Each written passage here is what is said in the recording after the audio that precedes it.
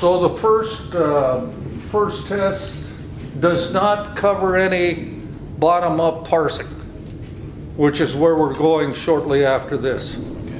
It covers lexical and all of the stuff we've done so far. I don't have my book. What's chapter 4? Factoring? Bottom-up parsing? No, it's left factoring, I think. Like what? Left factoring. Left factoring? Yeah. Yeah, we're gonna do left factoring. We're gonna do left factoring. Left factoring, left recursion is all part of the first test. First and follow, which I'm doing today.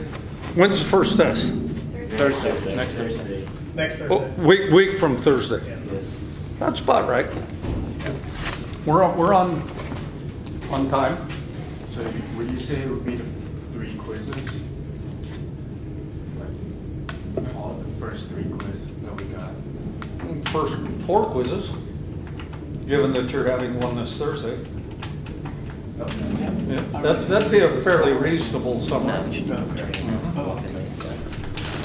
All right, so my wife yelled at me this morning. She told me to quit yelling. What are you yelling? I think I was yelling. Was I yelling?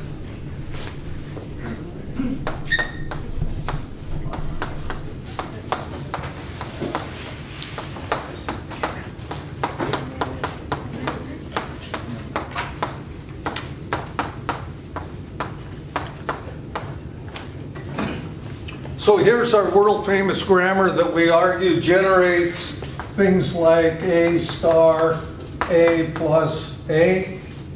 And so we want to be sure we can parse this grammar.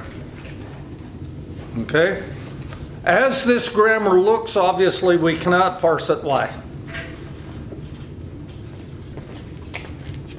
Left recursion. Yeah, it's left recursive. So we have to fix the left recursion. So we go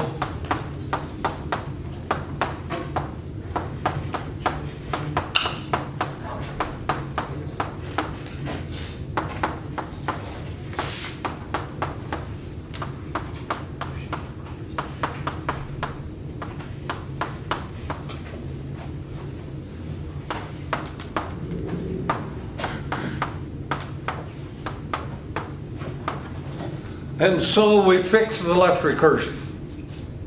Now, do we know if we can parse this grammar? Well, we can parse this rule. It has no choices.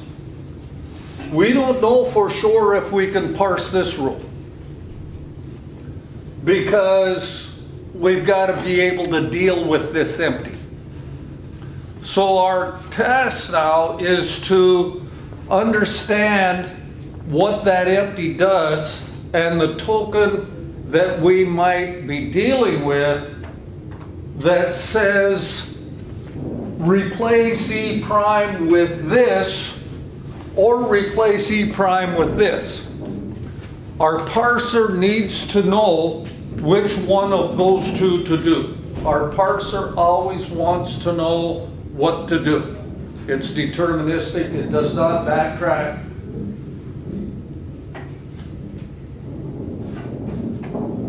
What's going on? How come it's so noisy? Together classes like that. Class up there, the way it sounds.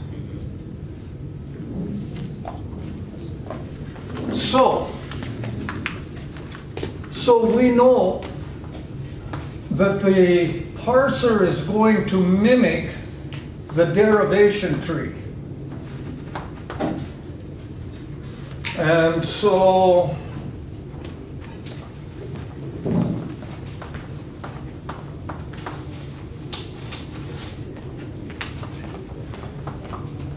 I'm trying to derive this, and I'm trying to show the steps the grammar would do to derive it, which causes the actions of the parser to be known.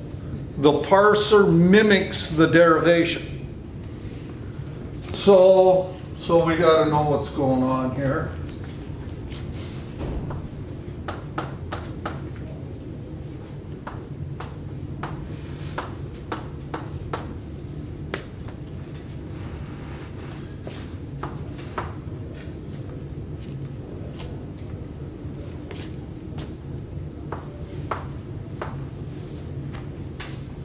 And so how did I know T prime went to empty? I knew because I'm looking at this and I can look ahead. I'm smarter than the parser. And so I can write it down. But the parser doesn't really know that. I knew it. Plus I've been doing this for 30 years. And using a lot the same example.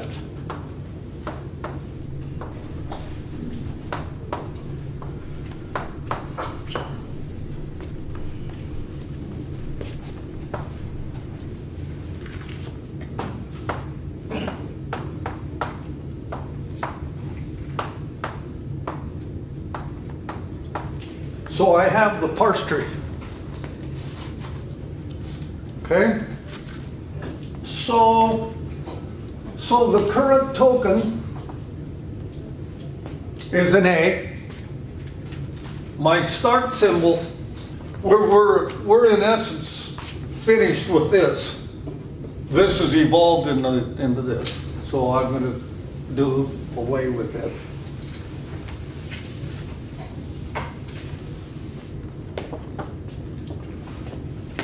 So E is the start symbol. That says I'm starting here. My current token is this. The parser knows what to do. It doesn't have a choice. It replaces E by TE prime. So the parser in essence makes this move. If you like, we can talk about a leftmost derivation, ET prime.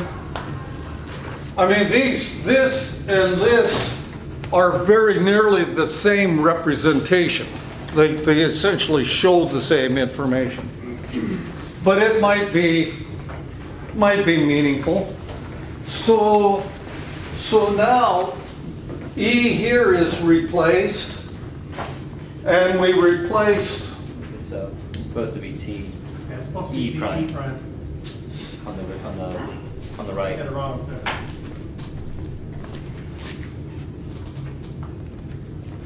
T then E T prime. E prime. T E prime.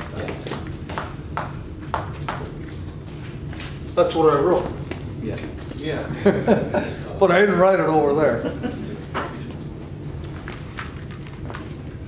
All right, so now T goes to F T prime, and so I've still got the E prime. And so F goes to A. All right, and so I'm parsing A, and so I accept that A, and I'm good. I accept that A, and I'm good. So the next token is this, okay? Well, so now what do I do with the T prime? Well, I look at this token, T prime. Do I do asterisk FT prime or do I do empty? Well, I've got an asterisk. I've got an asterisk, I've got an asterisk. It looks like my next step probably should be asterisk FT prime. E prime. The E prime is just coming along. And so that looks good. We don't know for sure that's good. It looks good. If it is top-down parsable, it must be good. Well, and so we think that's okay. So we've got that asterisk. We accepted this token. We're now at A. And so we've got F, A star, A, T prime, E prime. And so we've got this A. We've got that A. We move the next. So we're now looking at plus. So now we've got T prime that we need to know what to do with. Okay? T prime goes to asterisk or it goes to empty. Well, we're not looking at an asterisk, although this could be an asterisk, in which case that could be an asterisk. Well, but the next token we're looking at is this one.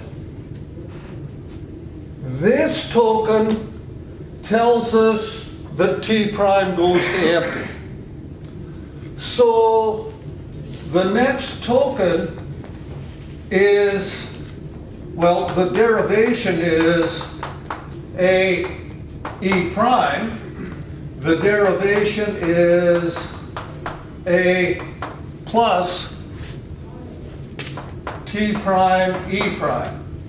The plus came from the E prime. The T went to empty. The next token told us whether we generate an asterisk or an empty. Not the token from T prime, but in this example, the token from E prime told us what to do.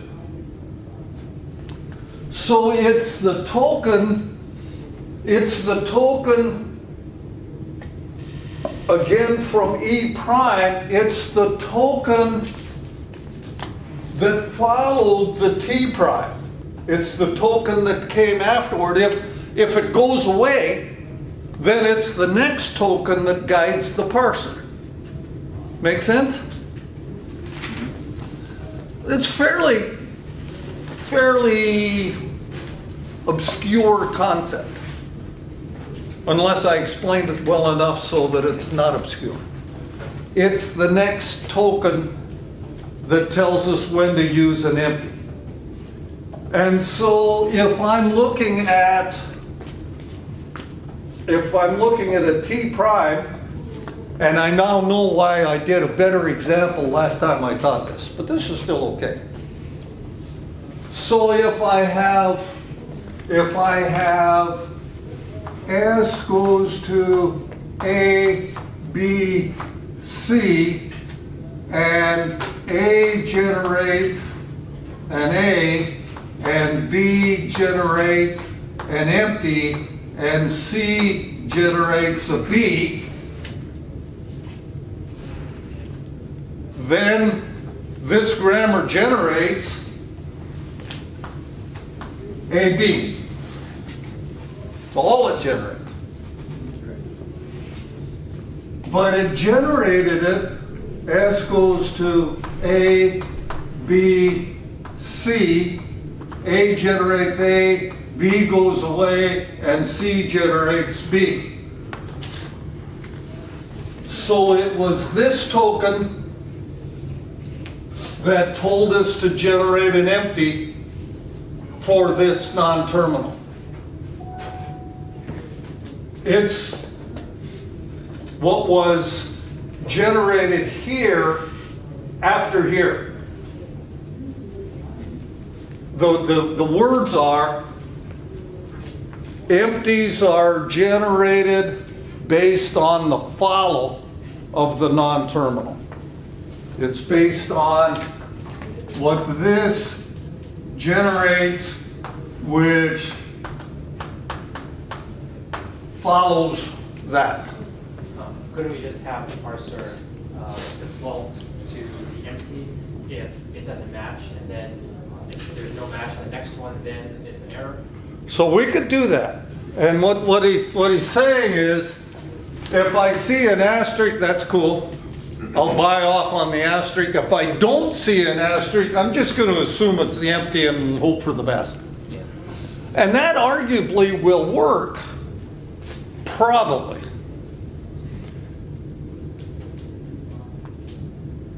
Our part of the issue is we want our parser to fail as quickly as possible. Now the parser itself isn't failing, but the input string we're parsing, we want to know if it's not correct as soon as possible so that the parser doesn't do a bunch of extra work, for one thing. Well, you could say, computer's time is cheap, we'll let it proceed a ways down the parse tree. It'll figure out it's screwed up eventually, hopefully. But there might be several options. You know, there might be S goes to A or B or C or D. And we really want to know if this is parsable before we start pursuing down a bunch of ways and ultimately get confused.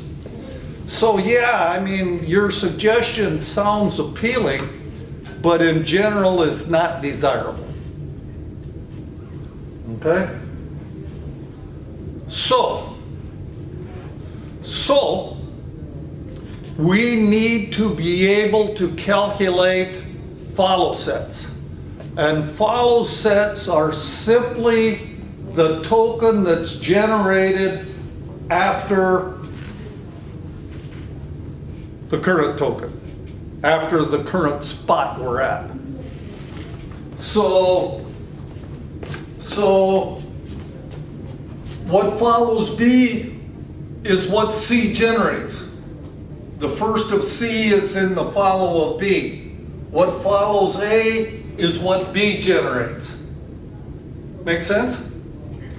And we need to worry about follows to determine if a grammar is parsable. Can you repeat what you said about the follows? I'm sorry? Can you repeat what you said about like the B is whatever C generates? First of C is in the follow of B.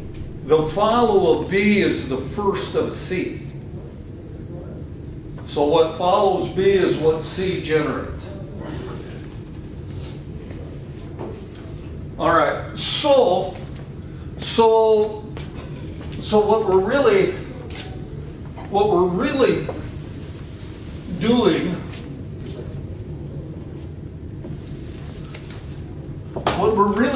is if we have something like S goes to AB or CD or empty, we're saying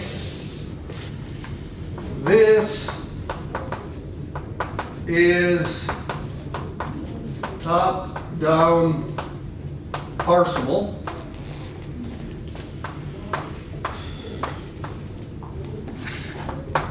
If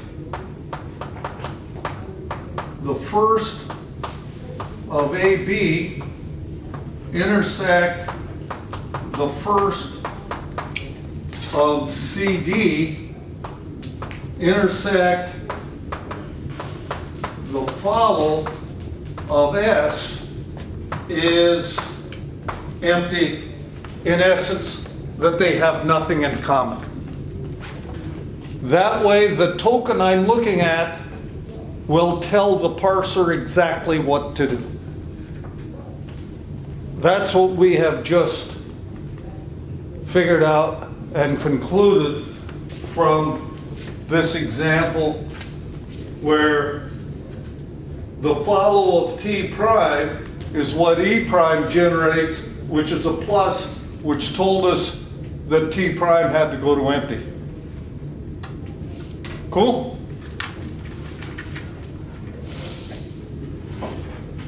All right, so I gotta learn names. I'm doing a terrible job at names. I know her. I know him. I know him, sort of. I should know him, but I can't figure out his name, so tell me. Celine, like Celine Dion. Celine? Celine with an N. Celine. Yeah. He agrees. Yeah. Celine. Cameron, right? Yeah. Celine. So, when, I'll never remember but when you're parsing, so does it just, when it sees that like one grammar rule has like, it's or empty, like it has that rule that is something or empty, it just sort of stops and then goes back up? that. Then No. The parser is, in essence, building this parse tree. And as it goes, it's looking at what to do with this T prime. That's what the parser's doing. It says, okay, what do I do with this T prime? I'm building this tree and I've just accepted the A. The next item is T prime in my production. What do I replace T prime by? Okay? Do I replace T prime by asterisk or do I replace it by empty? Do I replace it by asterisk FT prime or do I replace it by empty? The parser is asking that right here. The next token is a plus. Well, I'm saying that how it doesn't know that the next token is a plus. Does it? Well, it's got the input. It's got the input program. So this is the program input. And so the lexical analyzer is sitting there behind the scenes. And it's providing the parser with the next token. So the next token is always telling the parser what to do for this parsing technique. Okay? So initially it looks at it, the A, and then it looks at the asterisk, and when it accepts this A, then it says lexical analyzer, give me the next token. So it runs project 1, figures out the next token. So then the parser is looking at the T prime, the non-terminal T prime, and it says, what do I replace this T prime by in order to generate this string? And the guidance to the parser is giving the parser no choice, as I indicate with this statement. So the next token, which in my example is a plus, tells the parser to replace T prime by an empty. In essence, T prime goes away. The empty is in the follow of T prime. The plus is in the follow of T prime. And so it says plus is a good token that can follow T prime, and when it does, T prime should go away. And so we do empties on the follow. We do replace this stuff on the firsts.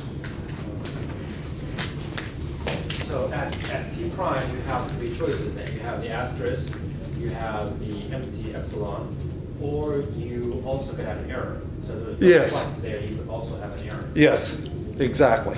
So would it have to, so if the next symbol, say, is instead of E, it's something else, and has multiple states, we'll have to park the follow, have to go down the tree on that side until it's a terminal to decide if it, before T prime can make the decision as to its epsilon or asterisk. It knows right away. If it's an asterisk, it does this. If it's a plus, it does this. If there's anything else, it's going to be an error.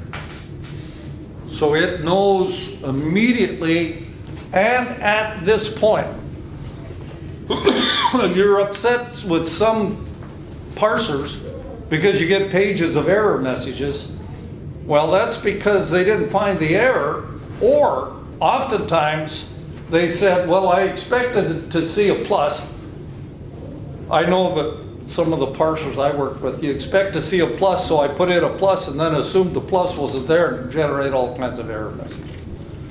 That's a little off the topic, but. Make sense?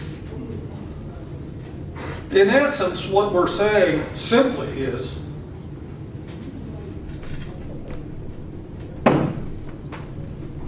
you use the empty production on the follow of the left side.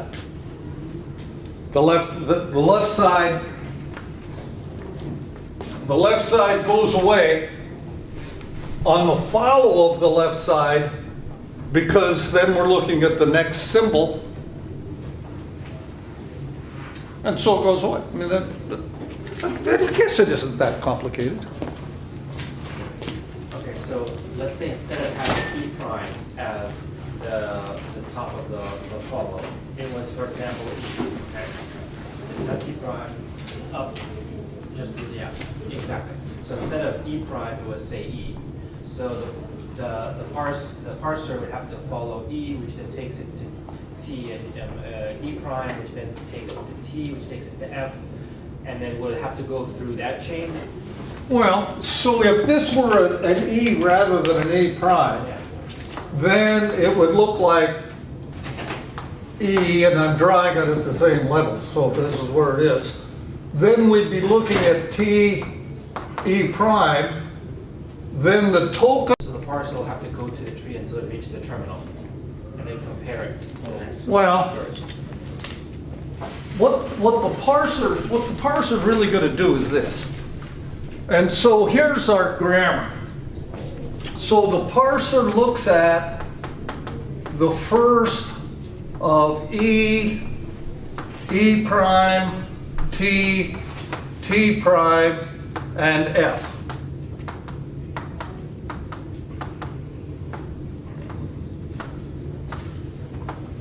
Well, so F is easy. It generates a parenthesis or an A.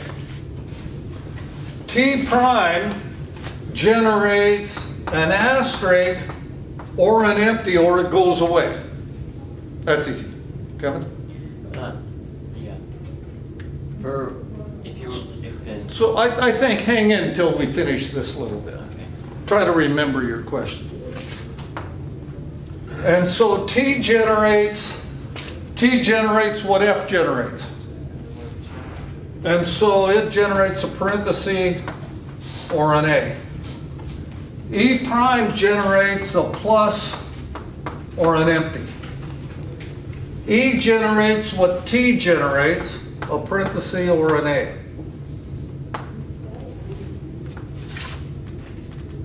Ron? On F, that's supposed to be a closed brace, not a closed parenthesis. Okay, so those are the first set. Okay? All right. Then, for the empties, we look at the follow sets.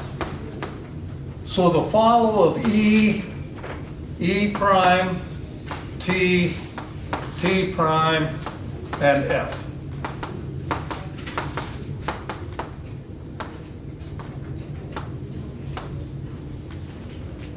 All right, so clearly, we look at all of the potential tokens that can follow a non-terminal, even if empty isn't a factor, because these things propagate to additional rules. And so for E, I don't have an empty, but I still want to know what follows an E, because E is down here. And so E is in another place, and so I still need to know. So right paren follows an E. What T prime generates follows an F. So the first of T prime is in the follow of F.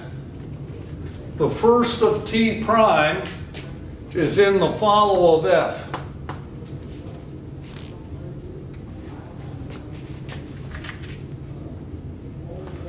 What T prime can generate is going to be the token that comes after the F non-terminal. Make sense? Now, what are we looking at?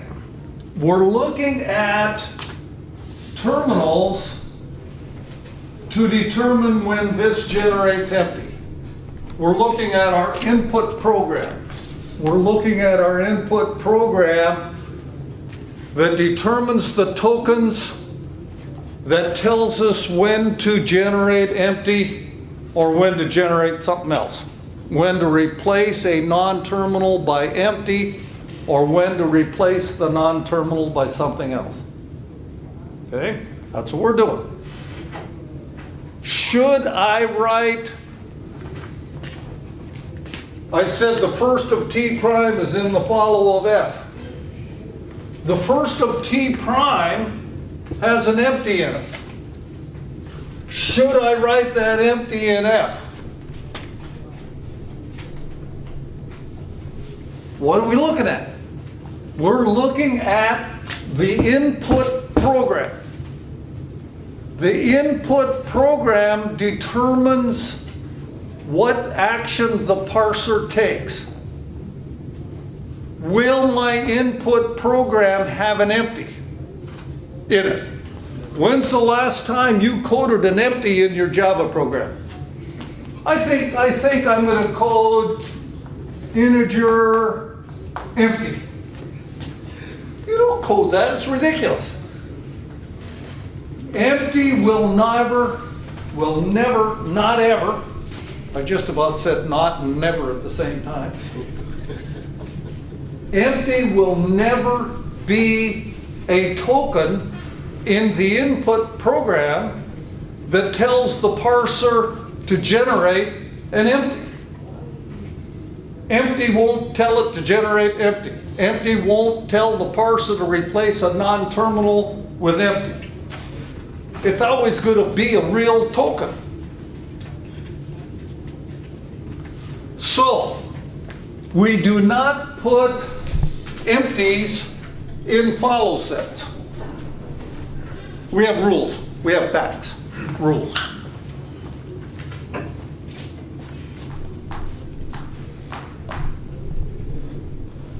One, empties are never in follow sets. We like things that are absolute. This is absolute. This is a rule. This is a way of life. This is something to live by. Make sense? We have rules in life, right? A rule of life. Everything's a trade-off. I'm kind of on that kick now. Everything's a trade-off. Almost nothing is all good or all bad. My brother's grandson got leukemia. Well, that's bad. But it brought his whole family closer together. They're more, he's over it now, hopefully. There's no indication of any more blood cancer. And so that's good. But the bad thing brought their family together.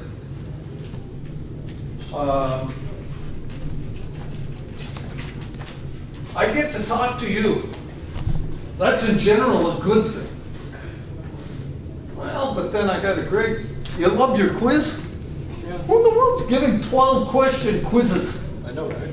Yeah, exactly, I know, right? That's really poor. It starts with zero. Well, and now I gotta grade them, unless I talk Ron into grading them. So, it's a good thing, except there's a bad component. Hurricane Irma, generally bad. I mean, just today I heard San Marco is back fully functioning after they were flooded out. I don't know, some buildings are flooded and stuff. So generally bad. And I lost all of the food in my refrigerator and freezer. It turns out that I had to eat some sandwiches, which weren't that good. And all of a sudden I went hungry and I said, hey, I can lose some weight. I can start losing weight. I went on a cruise in May to Spain and Portugal, I gained 15 pounds on that cruise. So I was pushing 200 pounds. My knees hurt, my hips hurt, my back hurt. I can't carry that much weight. I couldn't lose any weight. I couldn't lose it. I was trying to lose weight. I couldn't lose. Finally, Irma came. I lost all my food. All of a sudden, I decided I could lose, and I did. I got clear down to 178. And then I gained some back again. And so Irma in general, bad thing, but a little bit of good came out of it. You're better off not being too heavy, as all of the health indications are. That's a rule. Empty is never in follow sets. Again, because we're looking at this token, which is not an empty, can't be an empty, to tell us to generate or replace T prime by empty. All right, so I'm computing follow sets over here. The first of T prime is in the follow of F. The first of T prime has an asterisk and an empty, but I only put the asterisk in the follow of F.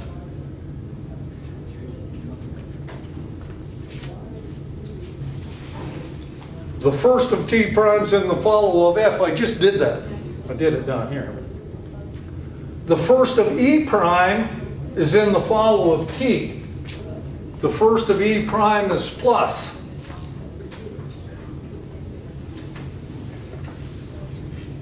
Okay? All right. Let's look at another example. So let's look at another little example.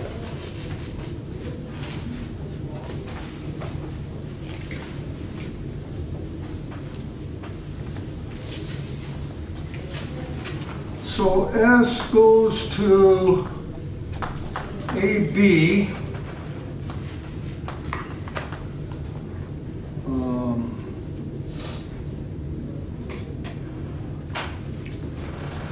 A goes to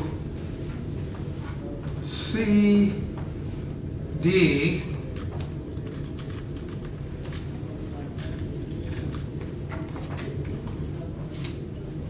And B goes to B, C goes to E, and D goes to F. All right, so how's the derivation going to look? S goes to AB, that's cool. A goes to CD, the B is still there.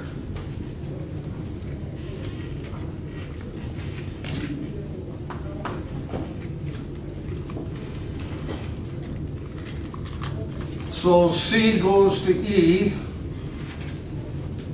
D goes to little f, and B goes to B. Let's see, does that do what I want it to do? Is that little f or capital F? Yeah, it's supposed to be a little left. Yeah. This is a little f. Okay.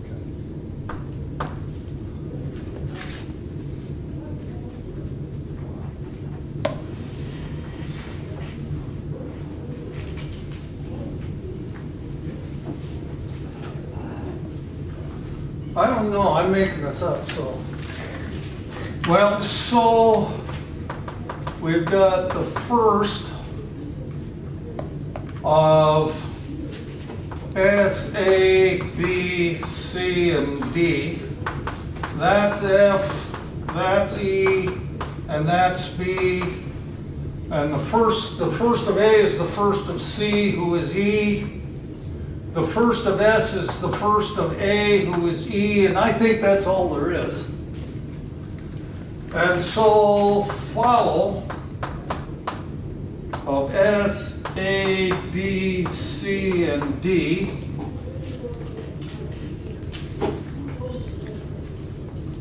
So the first of B is in the follow of A.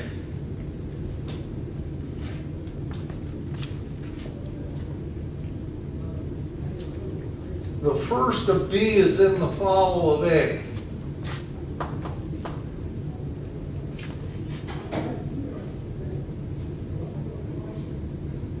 Yes? So the first of B is in the follow of D.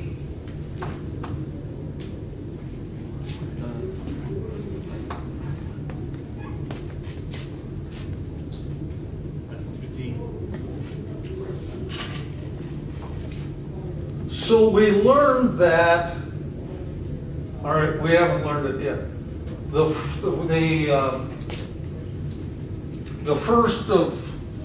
of B is in the follow of D. The first of B is in the follow of D.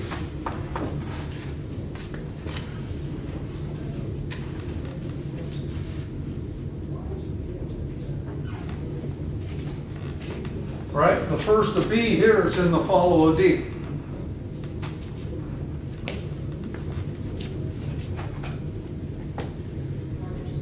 So what we're saying is we've got S who generates A, B. So whatever's in the first of B is in the follow of A. Then A is replaced by C, D. The D is at the end, so the first of B is in the follow of D. So whatever follows A follows D. Whatever follows A follows D because of how it can be replaced. Whatever follows A follows D. Whatever follows C is the first of D. Whatever follows A follows D, which is going to be the first of B, yes. So in essence, we have sort of two rules for computing follows. We have the first of D in the follow of C. That's what I've been doing. And now we have the follow of A and the follow of D. Because of this example, the first of B is in the follow of A, but A can be replaced by CD. So the first of B is in the follow of D. That's this rule. Make sense? Okay.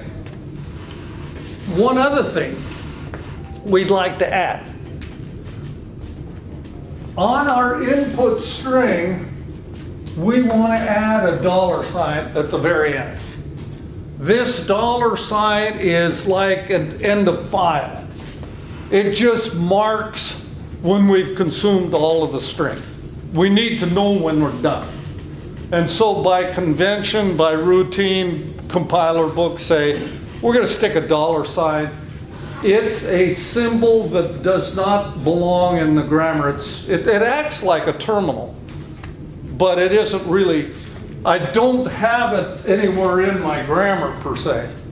Now I could ease the start symbol and I could write $1 there that says, okay, I got $1. So $1 is always the end marker, and that means then that we're going to put $1 in the follow of the start symbol that marks the end of the string. That's all it's good for. Question? Explain the follow set and the follow set, the follow A and then the follow D. The follow of A is in the follow of D, yes. Did you go over that? We're doing that. Yep, we're doing that. Well, and so that's in essence what we're doing.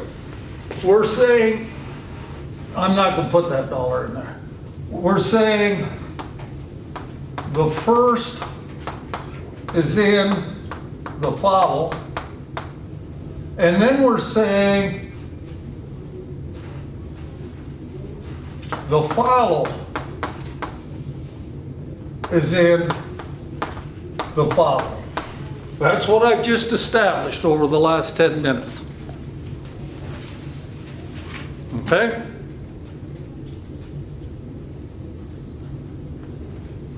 That's what I just did.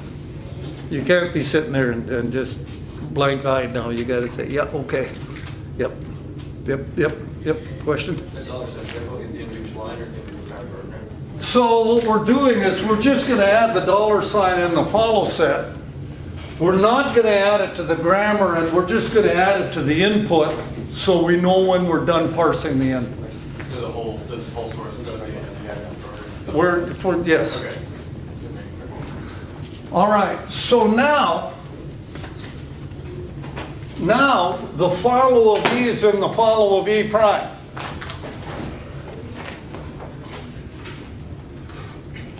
Okay, the follow of E is in the follow of E prime. The follow of E, paren and dollar, in the follow of E prime. E prime can go away. Whenever it generates empty, it's as though it was never there. And we're trying to capture all possibilities. If E prime was never there, then the follow of E is in the follow of T. The follow of E is in the follow of T. The follow of E prime is in the follow of E prime. Well, but that doesn't do much. That's kind of redundant. But this E prime can generate empty and go away. So the follow of E prime is in the follow of T. The follow of E prime, all right, I have it. These are sets, and so I don't need to write them in there twice. The follow of T is in the follow of T prime. The follow of T is in the follow of T prime. T prime can generate empty and go away. So the follow of T is in the follow of F.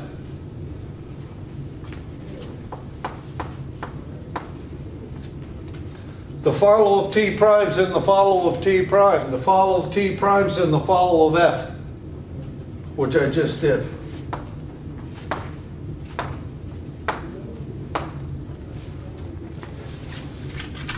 All right, a couple more rules. Empty are never in the follow set. Empty is singular. Empty is never in the follow set. Two.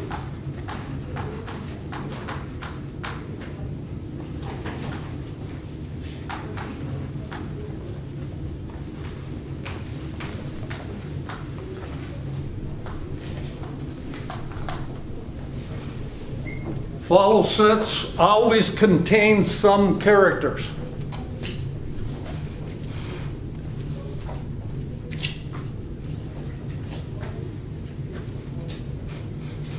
Make sense?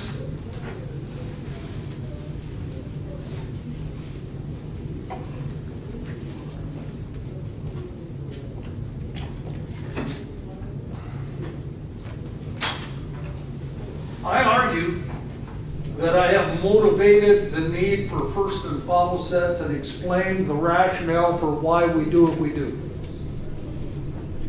A retired faculty member he's been retired 6-7 years. He's 6 months older than I am, and he's been retired for 6-7 years. He said one day in my office, "You like to argue a lot, don't you?" Because I kept saying, "I argue that I've done this." And so I quit saying I argue. I now say I claim that I've done this. Improvement. Yeah. So we good with first and follow sets? So tell me your name. Tom. Tom? Yes, sir. All right, Tom. Tom and Slowing down. What? Celine Dion, the singer. Celine. Celine. Yeah. That's so, Celine.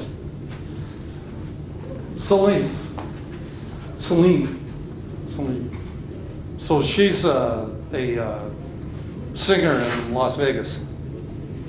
I was in Las Vegas once and my wife says, "Do you want to go see her?" And I said, "No." So I was thinking of all of the singers I could think of, which was about two, which neither one I thought was right. So Tom, question? I was gonna see if we can finish up this follow set over here on the side, so we have another example. So we're doing the follow set of this grammar, yes? Yes, sir. And so we've established that these are sets and that I ought to put a dollar in the follow set of the start symbol to mark the end.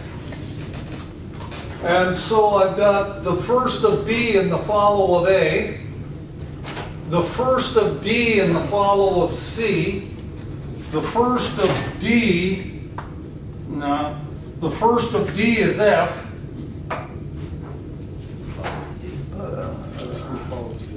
Okay, so the first of D is in the follow of C, who is F? Who is a little f. Okay?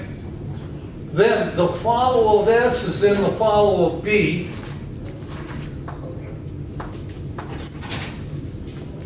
B can't go away.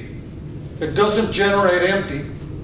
So the follow of S is not in the follow of A. The follow of S is in the follow of A only if B can generate empty and go away. The follow of A is in the follow of D. The follow of A is in the follow of D. And that's all I've got for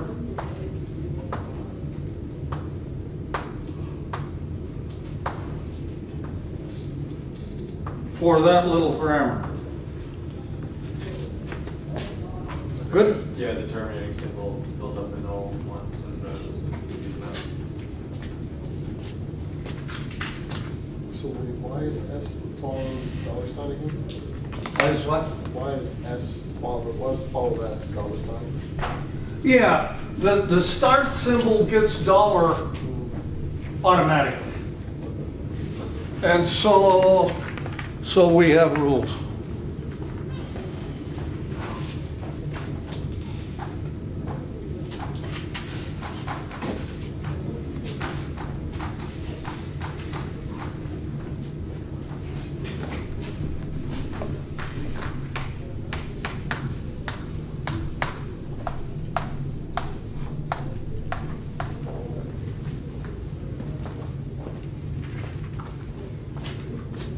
Well, and we have other rules. I mean, to learn how to deal with compilers is often like learning a skill. You know, you gotta learn the rules and implement them. It's algorithmic, obviously. And so we have, S goes to AB, and so then from that, the first of A is equal to the first of S. And so that says what A can generate, S can generate. S generates what A generates. Right? Make sense? And of course it's, if A can go to empty, actually in one or more steps, if A can generate empty somehow, maybe not immediately, but ultimately generate empty somehow, then the first of B is equal to the first of S. And you play by that rule for as many characters as there are. And so if I have S goes to A, B, C, D, then the first of A is in the first of S. If A can generate empty, then the first of B is in the first of S. If B can generate empty, then the first of C is in the first of S. If C can generate empty, then the first of D is in the first of S. If D can generate empty, then empty is in the first of S. So that's how you compute first sets. If you have S goes to AB, then the follow of A is equal to the first of B.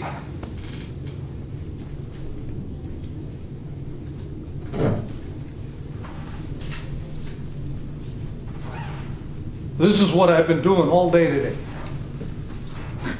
Okay, make sense? Also, the follow of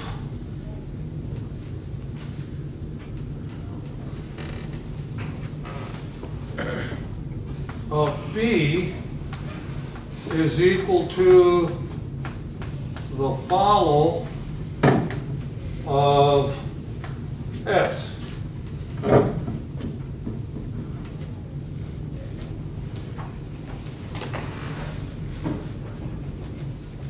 And then we have the empty play. Empty creates all kinds of trouble for grammars. If empty is in the first of B, then the follow of A equals the follow of S. And we keep doing that over and over and over and over. So Brandon, So why is follow B dollar sign? Like, where is B getting follow dollar sign?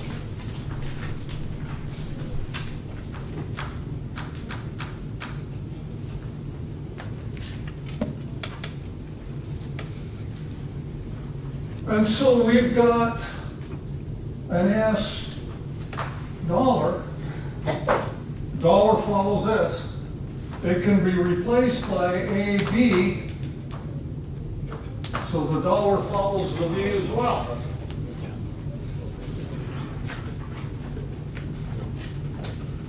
Make sense? Yeah. We're done with all the hard stuff in this class. This is all there is to it. How do you get F from How do I get the F? this F?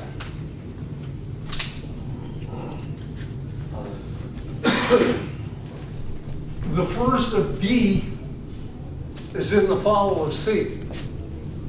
The first of D is in the follow of C. Right. Whatever D can generate will come after that C. D generates an F. So C generates. So the first of D is in the follow of C. Okay. Is that second part right there, the 3 lines, is that like a continuation of that grammar? Where it says follow? No, that was an example. Oh, that's a different example? Correct. Okay, that's Or fine. it's, yeah. Right. I was looking at that and I was like trying to make sense. Yeah. Okay, thank you. So in order to show all of this, I start out with simple examples and then change them and enhance them a little bit. So you've got to try to keep them straight best you can. That follows. And how does T get the follow, how does T get dollar sign and follows. follow over there? So shouldn't just T prime get dollar sign? Okay. How does T get dollar sign? How does T get dollar sign?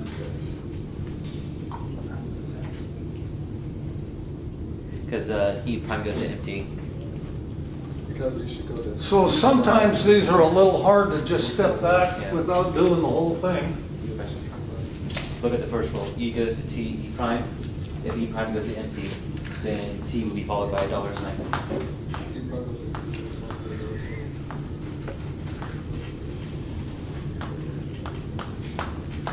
Do you agree? Does E yield to T? Yes. Since E has a dollar sign after it, therefore T has a dollar sign. Since E yields to T. There we go.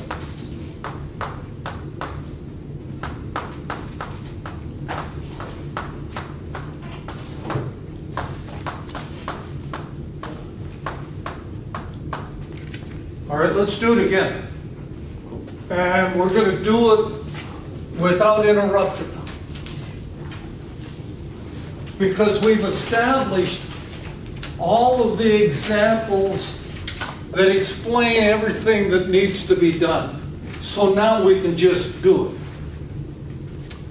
So we need first sets of all of our non-terminals.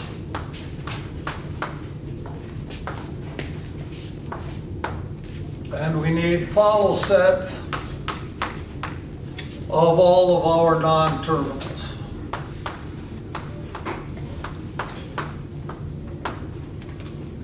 All right.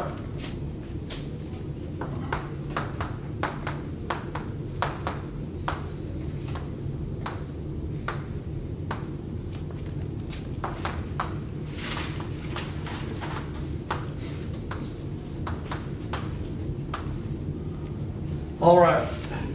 I often start at the bottom of the grammar because the grammars are typically written with the terminals and stuff near the bottom.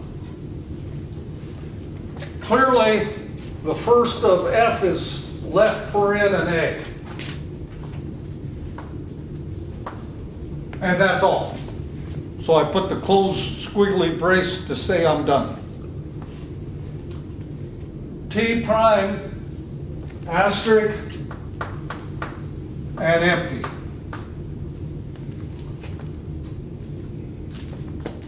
T generates what F generates.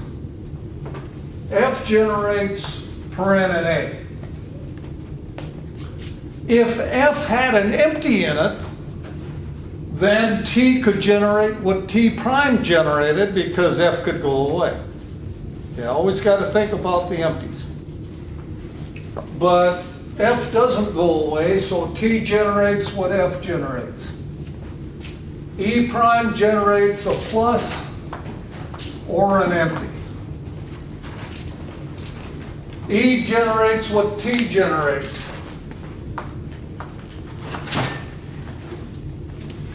Okay? First set's good. Follow sets. We stick a dollar in the start symbol without thinking about it. Automatic.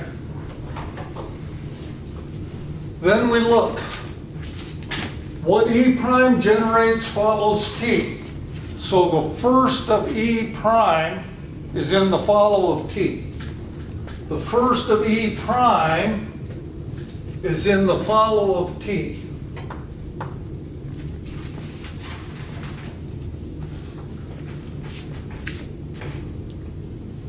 The first of T prime is in the follow of F.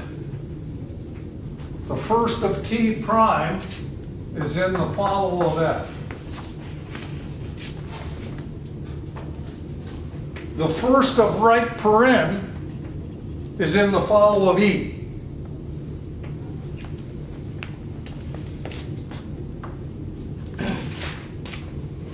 Okay, and so I've done all of the first part of 5. I've done this one. Okay, now, the follow of E is in the follow of E prime. The follow of E is in the follow of E prime. Can E prime generate empty and go away? Yes, it can. So the follow of E is in the follow of T. The follow of E is in the follow of T. The follow of T is in the follow of T prime.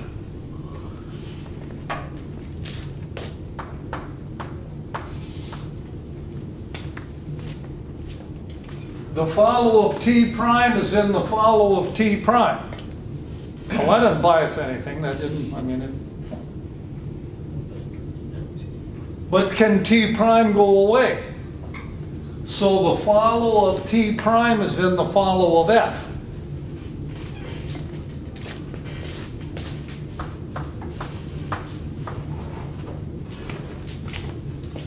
Now, I just added stuff to F.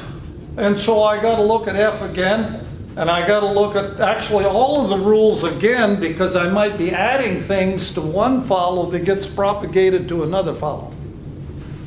So this one is a one-time shot. We only got to do this once. But these are iterative. You got to do them over and over and over until nothing changes.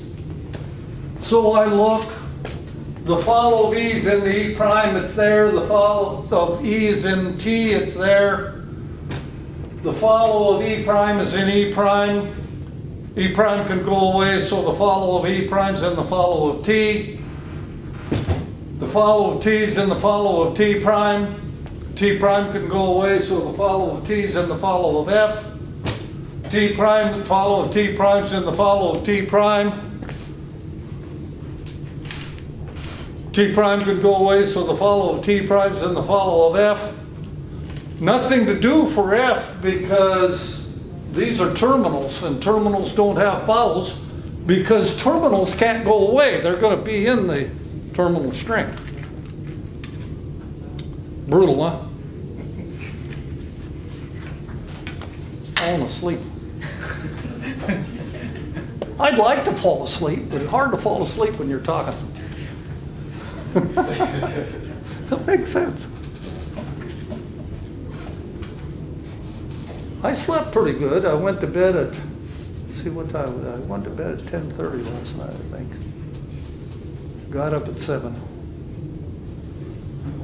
That's pretty typical for me. That's pretty good, actually. It's what? That's really good. Yeah. Yeah. Well, I'd like to stay up later, but I fall asleep in front of the TV. And so if I go to bed early, I'm only going to sleep for a while. Feel better now? Woke up? Make sense? Yeah. Can do first and follow? No, I don't think so.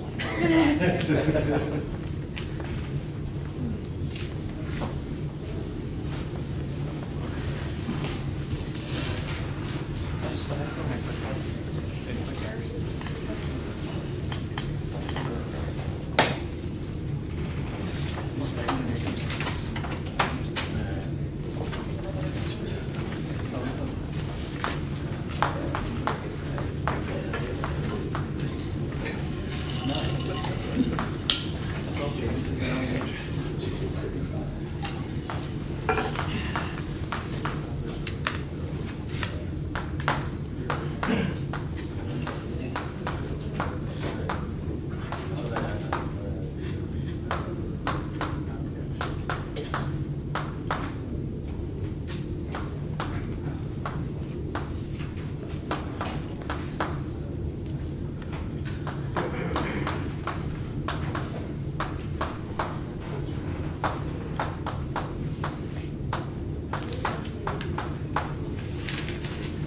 Okay, if you can do this one, then I claim you can do them all.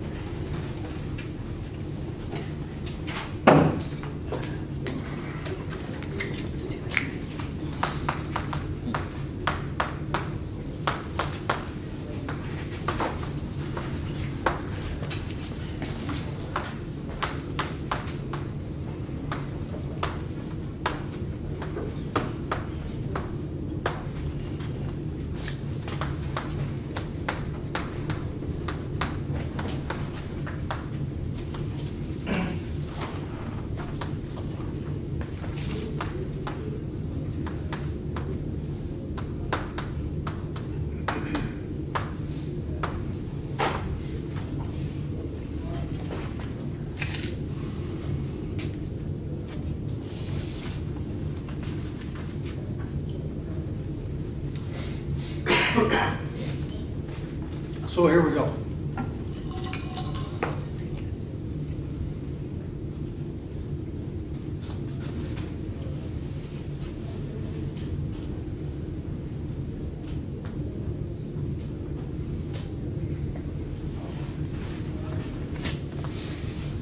So tell me your name. Stefan. Zephyr? Stefan. Stefan. Stefan and Tom and Celine, Celine and Adrian, Cameron, Brandon, and Lydia and Ron. Yeah. Ochi. Oche.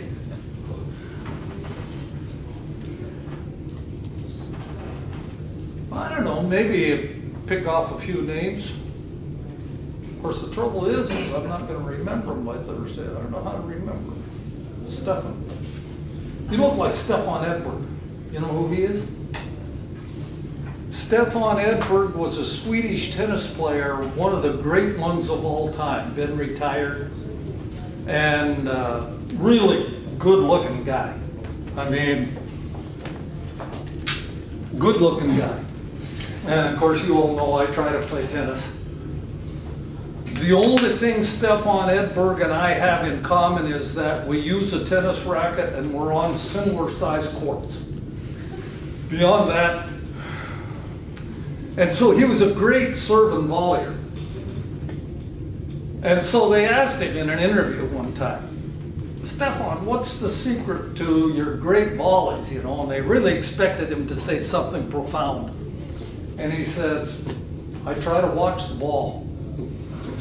If you ever play tennis, that's the key to tennis, is watching the ball. I'm great at this.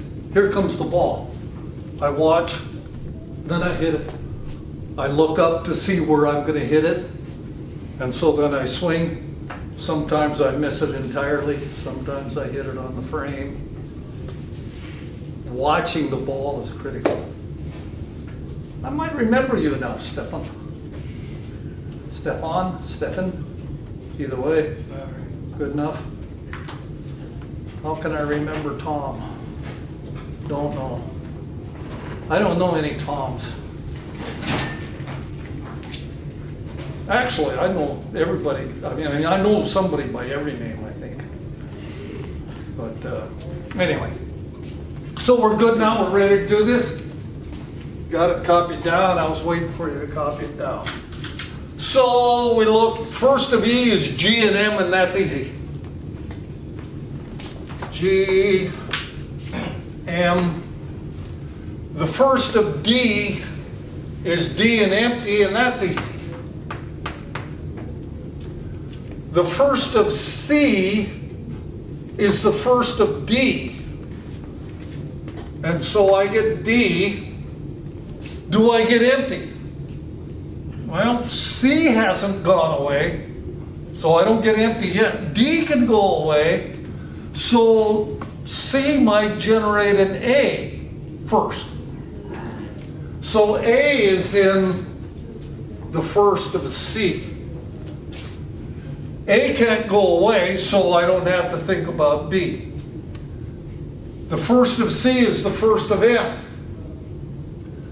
The first of C is the first of D, which I already have. D can go away, so the first of C is the first of B, which I don't know yet. So I save that. I don't write a closing brace because I'm not done. The first of B is B and empty. So now I can add a B to C, and I also can add an empty, because both D and B can go away, generate empty, so therefore so might C generate an empty. Make sense? Now I can add a brace because I've got everything. I can add a brace to B. So the first of A is the first of B, who is B. B can generate empty, so the first of A is the first of C. The first of A is the first of C.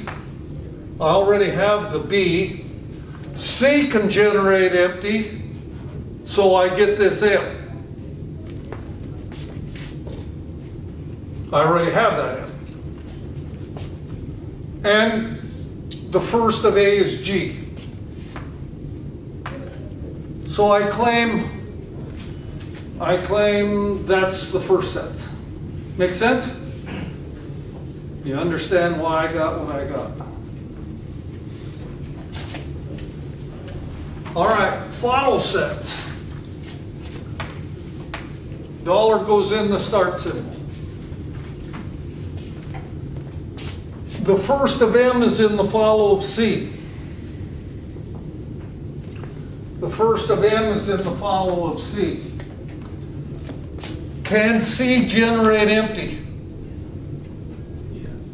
It can. It can go away. It's in its first set. So the first of M is in the follow of B.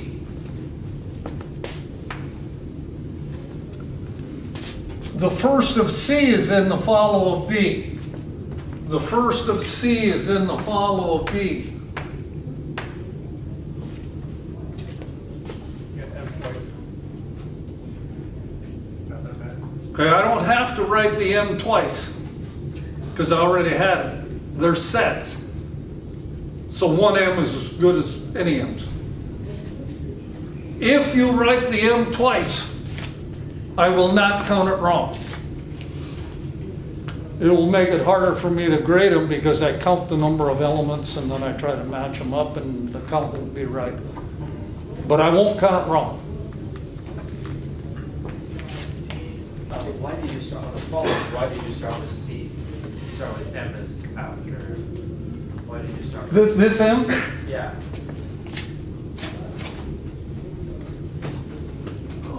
Because this M follows C.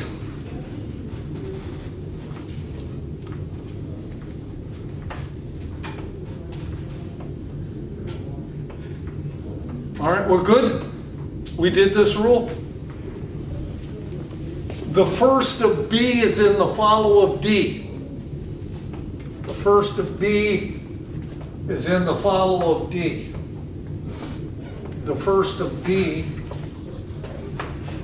is in the follow of D. The first of E is in the follow of D. What was that last one? So, I'm sorry, quick question of this, I know we didn't write anything. Since B can go away, how do we have to compensate for that at all? Yeah, Okay. we do, but not yet. Okay. The first of E is in the follow of D. The first of E is in the follow of D.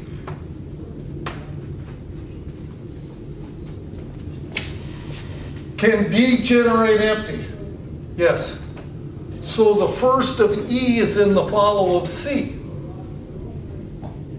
Because D can go away. So the first of E is in the follow of C.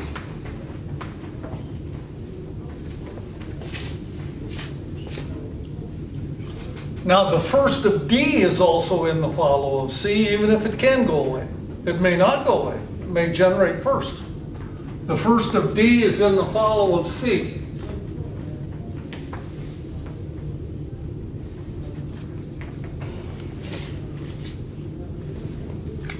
So why GM on D?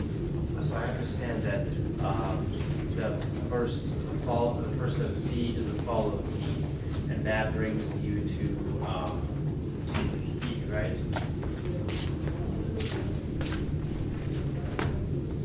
D goes away, so the first of E is in the follow of C.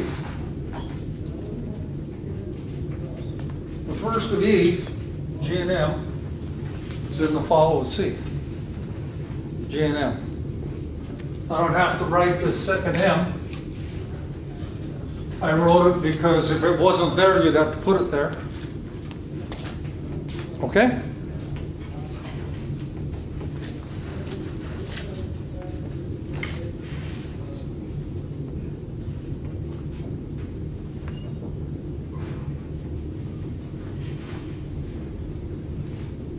The first of little a is in the follow of D.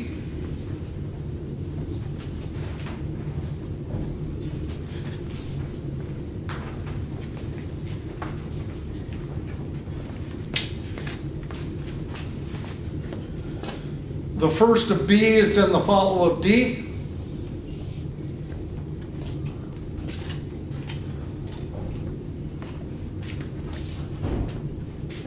The first of F is in the follow of A.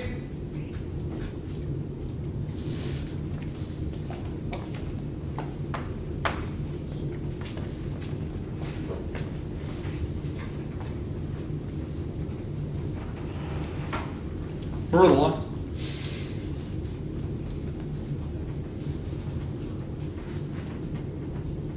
Makes you feel any better, I'm getting a headache doing this.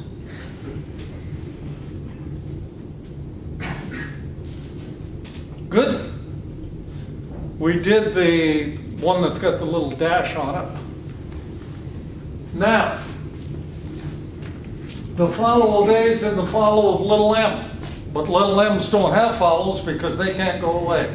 Little m is a terminal, it can't go away. So we don't have to worry about its follow, it doesn't have a follow. It's there. The follow of A is in the follow of B. The follow of A is in the follow of B. Can this B generate empty and go away? Yes. Yes. Yes, it can. So the follow of A is in the follow of B.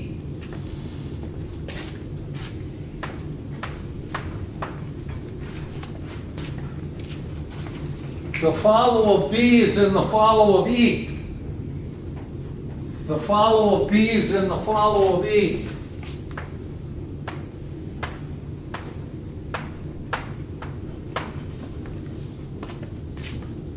Can E generate empty? No, it cannot. So I don't have to think about the follow of B and the follow of D. I do not have to think about the follow of B and the follow of D because E can't go away. E's got to be generated.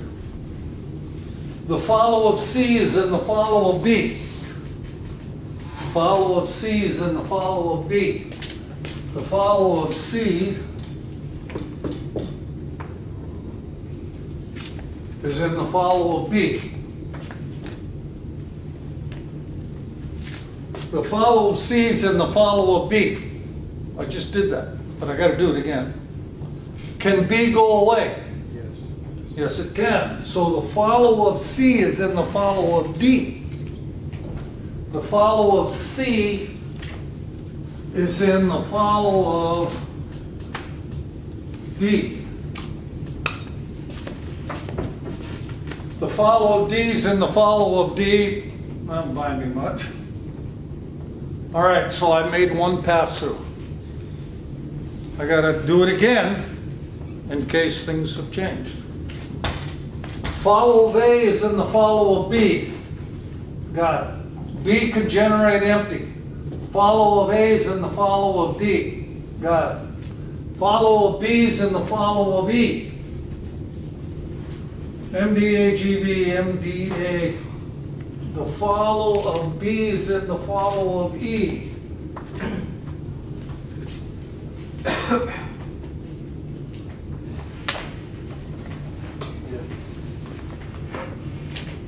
Can E generate empty? No. Follow of C and the follow of B. Follow of C and the follow of B, can B generate empty? Follow of C and the follow of D. And so I did 2 iterations. It changed a little. I do another iteration. It didn't change at all. I'm done.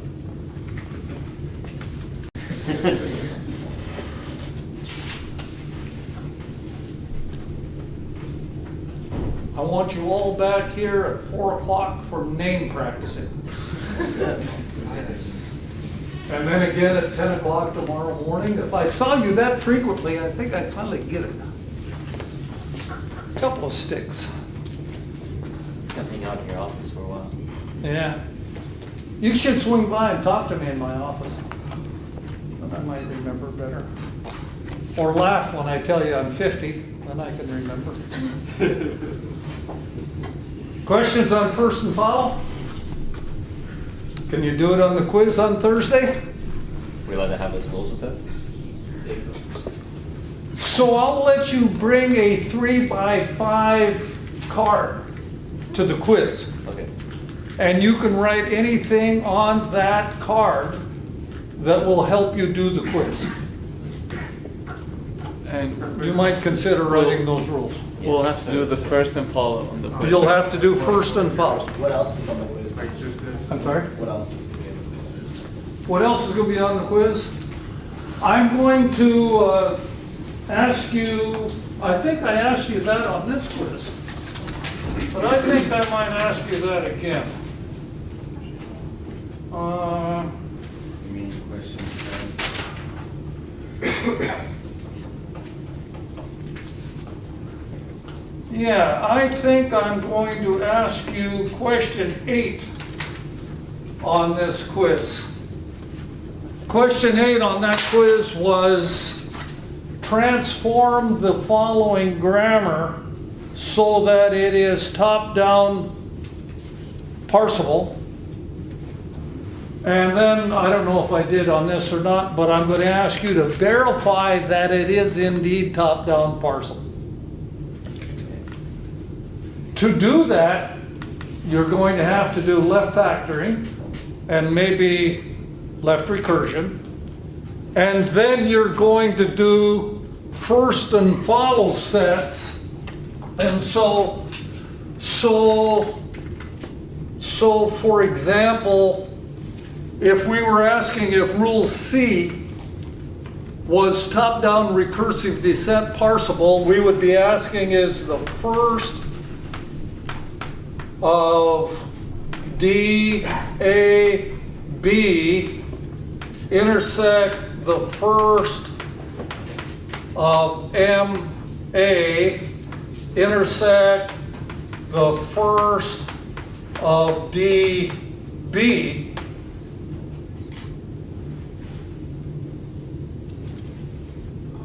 D generates empty and B generates empty. So this side is effectively potentially an empty. Since this whole thing can potentially be an empty, we must also ask for the intersection of the follow of C. Because if the D and the B both generate empty, then our choice is determined by what follows C as to what the parser is going to do. So even though there's not an empty literally written here, the fact that this can go to empty forces us to think about the follow of C. Okay, that's pretty subtle. I taught this class for 5 years before I even figured that out. Students just didn't do it. But that's what needs to be done. All right, well, so the first of D, the first of DAB, the first of D is D, this is D and A. Because the first of D is D and empty, and if D generates empty, then it generates A. So this one is D and A. This one is just M. And so far it's good. Of course, we knew right off that there was an issue, right? We knew categorically, without even thinking about anything, there was an issue. Because it needed left factoring. If I left factored it, it might be good. But I didn't ask you to change the grammar and determine if it's top-down parsable. I asked you determine if it's top-down parsable. And so I get D here and B, I get D and B and empty out of that one. Well, but I don't do the empty because I do the empty over here. The follow of C is M and G and D. And so I asked, do we have anything in common? Well, good, not good, not good. So that rule is in its current form, clearly not parsable.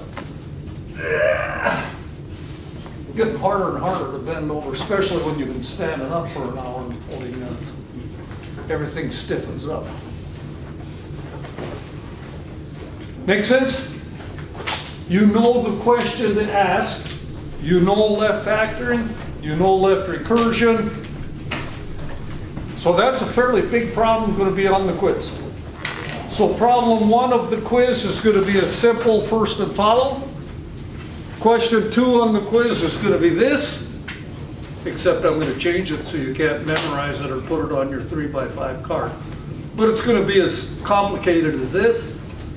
And then question 3 is going to be, I give you a grammar, you fix the left factoring and the left recursion, and then you verify by showing me this whether your fix is top-down parsable or not. 3 questions on the quiz on Thursday. You must take this and practice it. You watch me in class and you say, yep, I understand, I can see what he did, I get it, he did it. If you don't sit down and practice it, you won't be able to do it. All of a sudden you'll say, ooh, what did he do on this? I don't remember what he did exactly. You'll be confused. So let's change the letters if you want. Instead of D, put in X. Everywhere there's a D, put in an X. That's enough of a change that you won't remember the answer. And so then you can do it and then compare what you did to what I gave you. You must practice it or you won't be able to do it. Good? We'll see you on Thursday.